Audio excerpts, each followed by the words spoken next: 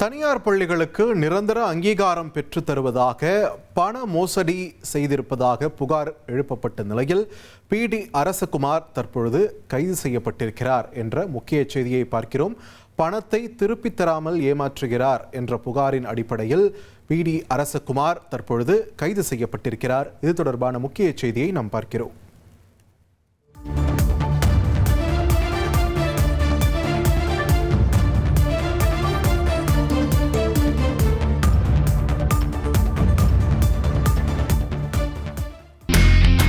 இனி செல்லும் இடமெல்லாம் செய்தி. தந்தி டிவியின் வாட்ஸ்அப் சேனலை ஃபாலோ பண்ணினா செல்லருக்கும் இடமெல்லாம் செய்தி.